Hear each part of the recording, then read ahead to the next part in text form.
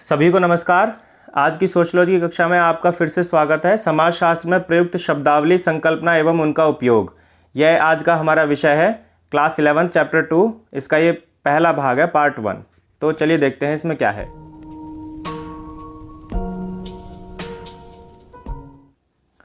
सबसे पहला बिंदु इसमें आता है हमारा परिचय या इंट्रोडक्शन। इस पाठ को समझने के लिए हमको कुछ मूलभूत विषयों को समझना आवश्यक है। तो देखते हैं, इस अध्याय में व्यक्तियों द्वारा विभिन्न समूहों के निर्मित असमान व्यवस्था के विभिन्न प्रकार, स्तरीकरण की व्यवस्थाएं जिनमें व्यक्ति और समूह सम्मिलित हैं, सामाजिक नियंत्रण के कार्य करने के ढंग, व्यक्तियों की भूमिकाओं के उनके ढंग और उन्हें निभाने एवं उनकी प्रस्तुति के विषय में चर्चा। ये इस पाठ का संपूर्ण सार है जो हमें इस पाठ के अंदर पढ़ना है। दूसरा बिंदु आता है समाजशास्त्र की शब्दावली की महत्ता, यानी कि जब तक हम शब्दावली को नहीं समझ पाएंगे, टर्मिनोलॉजी को नहीं समझ पाएंगे, तब तक हम विषय को नहीं समझ सकते, तो उसकी इंपॉर्टेंस है। तीसरा, समाजशास्त्र उद्गम और समाज को समझने में विरोधी संकल्पनाएं। जैसे कार्ल मार्क्स के लिए वर्ग और वर्ग संघर्ष जो है समाज को जानने की मुख्य संकल्पना थी, और एमिल दुर्खीम के लिए सामाजिक एकता और सामूहिक चेतना ये मुख्य शब्द थे।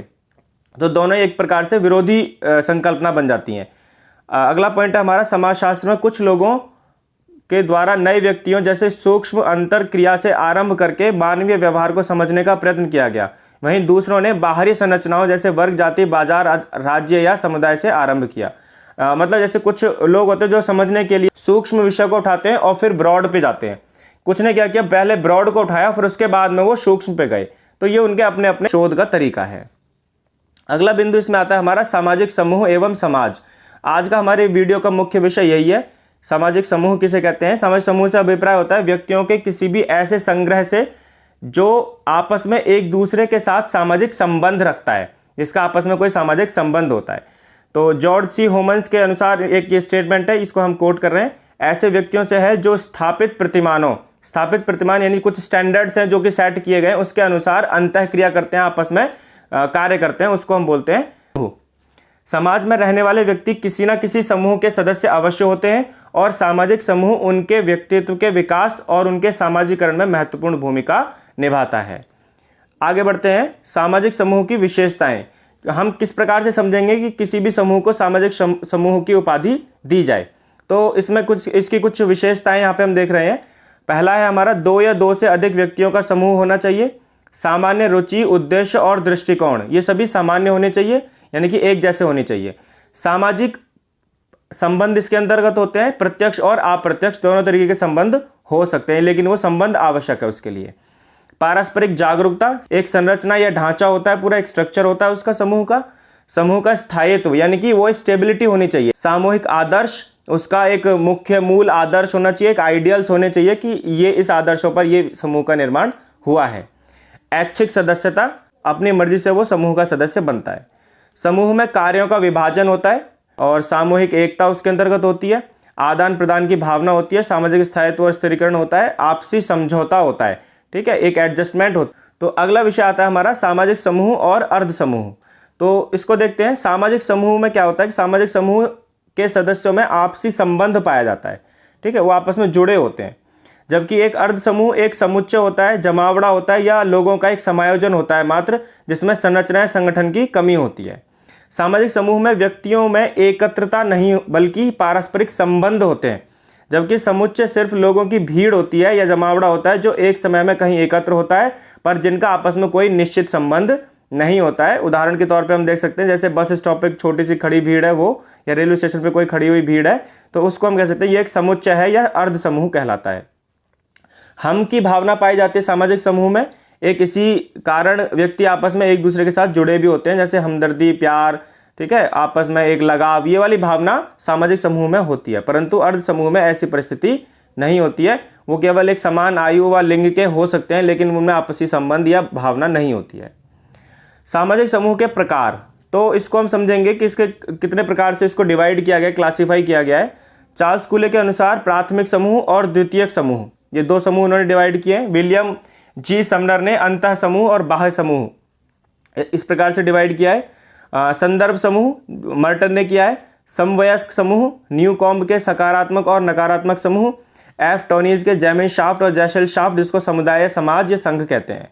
गिलिन और गिलिन के ऐच्छिक और अनैच्छिक समूह। हमारे जो विषय के अंतर्गत जो आने वाले टॉपिक्स है वो ये पहला टॉपिक है, दूसरा संदर्भ समूह है, समवयस्क समूह है, और उसके बाद में एफ टोनीज का समुदाय और समाज है। इनको हम आगे देखेंगे। प्राथमिक समूह और द्वितीयक समूह किसे कहते हैं? तो प्राथमिक समूह संबंधों की पूर्णता और निकटता को व्यक्त करने वाले व्यक्तियों का एक छोटा समूह होता है। द्वितीयक समूह वे समूह हैं जो घनिष्ठता की कमी अनुभव करते हैं, उनमें आपसी संबंध उतने घनिष्ठ नहीं होते हैं। प्राथमिक समूह की विशेषताएं कुछ होती हैं, जैसे कि समूह की लघुता, वो छोटा समूह होता है। शारीरिक समीपता, यानी कि फिजिकली एक दूसरे को लोग जानते हैं।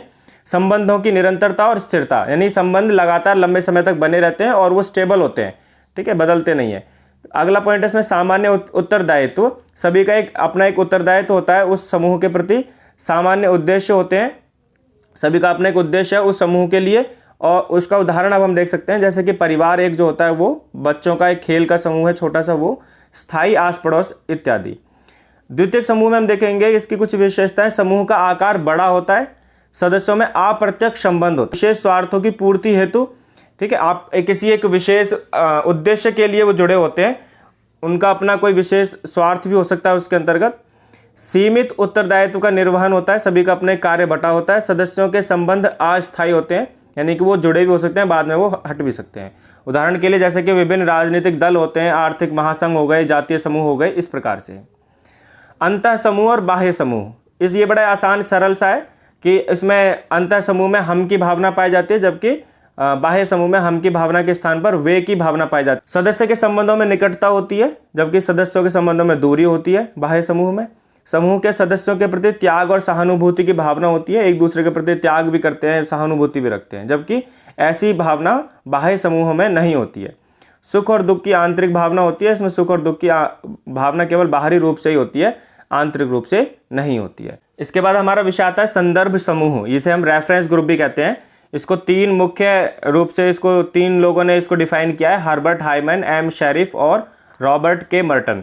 तो इसमें सबसे पहला आता है एक व्यक्ति या लोगों का कोई समूह जो किसी की तरह देखने की इच्छा रखते हैं, ठीक है, किसी की तरह देखने की इच्छा मतलब एक व्यक्ति है जो कि दूसरे की तरह दिखना चाहता है, दूसरे के जैसा बनना चाहता है, तो उस समूह के जैसा भी हो सकता है, तो उसको बोलते हैं दूसरे की तरफ देखने की इच्छा रखता है। दूसरा बिंदु आता है इसमें व्यक्ति या समूह जिनके जीवन शैलियों का अनुकरण किया जाता है, यानी कि दूसरों को देख करके जिसको हम अनुकरण करते हैं, हम उसके जैसा बनना चाहते हैं, उसको हम कह सकते हैं। हम एक संदर्भ समूह से संबंधित नहीं है, लेकिन हम उस समूह के साथ खुद को पहचानते हैं। संदर्भ समूह संस्कृति, जीवन शैली, आकांक्षा और लक्ष्य उपलब्धियों के बारे में जानकारी के महत्वपूर्ण स्रोत होते हैं। तो जैसे मैंने समझा दिया है कि ये संदर्भ समूह क्या करते हैं कि एक जीवन शैली को की तरफ इंगित करते हैं, आकांक्षाएं होती हैं, उसमें लक्ष्य होते हैं, उसको निर्धारित किया जाता है। इसके बाद में आता है हमारा औपनिवेशिक समय तथा समकालीन अवधि में संदर्भ समूह, यानी कि औपनिवेशिक समय यानी ब्रिटिश काल के समय पे, और समकालीन यानी कि वर्तमान समय पे संदर्भ समूह को हम कैसे समझेंगे। तो इसमें दो विषय हैं। पहला विषय हम देखते हैं कि औपनिवेशिक समय में भारतीय पुरुष जो थे वो ब्रिटिश पुरुषों की तरह कपड़े पहनना और भोजन करना पसंद करते थे, और भारतीय महिलाएं अपने तरीके से भारतीय बनी रहीं तथा कभी कभी उचित अंग्रेजी महिलाओं की तरह थोड़ा सा बनने की इच्छा होती थी, परंतु वह उसे पसंद नहीं करती थी। आज भी हम देखते हैं कि भारत में कोट इत्यादि पहनने का जो प्रचलन था वो अंग्रेजों को देख करके ही शुरू हुआ था। दूसरा है समकालीन अवधि में, कंटेम्प्रेरी इंडिया में, तो एक विपणन या बाजार परिप्रेक्ष्य से संदर्भ समूह ऐसे होते हैं जो व्यक्तियों के लिए उनकी खरीद या खपत निर्णय में संदर्भ के फ्रेम के रूप में कार्य करते हैं, यानी कि हमें क्या खरीदना है, क्या हमको यूज़ करना है, क्या उपयोग में लेकर के आना है, वो सभी संदर्भ समूह के अकॉर्डिंग ही होता है। आज के समय पे हम देख सकते हैं अधिकतर एडवर्टाइजमेंट जो होता है उसी कॉन्सेप्ट के ऊपर लागू किया जाता है। कपड़े खरीदने या पहनने के लिए उदाहरण के लिए हम आमतौर पर अपने आसपास के लोगों जैसे मित्र या सहकर्मी समूह, सहयोगियों या स्टाइलिश संदर्भ समूह को संदर्भित करते हैं। विभिन्न क्षेत्रों में खेल, संगीत, अभिनय और यहाँ तक कि कॉमेडी सहित विभिन्न क्षेत्रों में भी एक विविध श्रेणी की हस्तियों को संदर्भ के लिए लिया जाता है। सहकर्मी दबाव किसी के साथियों को किए जाने वाले सामाजिक दबाव को संदर्भित करता है, और जैसे किसी को कार्य को करना या नहीं करना।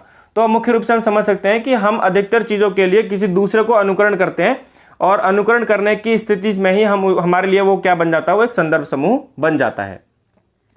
समवयस्क समूह बड़ा आसान है, बड़ा सरल है कि एक समवयस्क यानी कि एक समान जो लोग होते हैं, एक आयु वर्ग के जो लोग होते हैं, जब वो इकट्ठा होते हैं किसी कार्य के लिए, किसी उद्देश्य के लिए, तो उसको समवयस्क समूह कहा जाता है। तो यह एक प्रकार का प्राथमिक समूह है जो सामान्यतः समान आयु के व्यक्तियों के बीच अथवा सामान्य व्यवसाय के लोगों के बीच में बनता है। उदाहरण के लिए मिलकर व्यापार करने वाले युवाओं का समूह, एक साथ मैदान में खेलने वाले खिलाड़ियों का समूह, इस तरीके से। समुदाय और समाज, जेमेंशाफ्ट और जैशलशाफ्ट, ठीक है, इसको समझ सकते हैं कि एक होता है कि घनिष्ठ निजी अपवर्जी या साथ साथ रहने को जेमेंशाफ्ट माना जाता है। इस प्रकार के संबंध पर आधारित समूहों के उदाहरण में परिवार, नातेदारी समूह, पड़ोस, मित्रों का समूह सम्मिलित होता है। तो जैशलशाफ्ट क्या होता है? जैशलशाफ्ट का संबंध सार्वजनिक जीवन ही है, ऐसा जीवन जिसमें जागरूक होकर साप्रयास प्रवेश किया जाता है। समुदाय से तात्पर्य उन तरफ के संबंधों से है जो बहुत आधुनिक, अधिक वैयक्तिक, घनिष्ठ और वैयक्तिक और चिरस्थायी होते हैं, यानी कि जिसमें एक रूपता होती है, पारस्परिक संबंध होता है। जबकि समाज या संघ जो होता तात्पर्य होता है एक समुदाय के विपरीत है, विशेषता है नगरीय जीवन के संबंध स्पष्ट तथा बाहरी और अस्थायी होते हैं। तो ये आज की हमारी कक्षा यहाँ पे समाप्त होती है। ये इसका भाग 1 है पाठ 2 का। आगे कक्षा के लिए सभी इसको विषय को ध्यान से पढ़ेंगे और इसको नोट कर लेंगे। तब तक के लिए धन्यवाद, नमस्कार।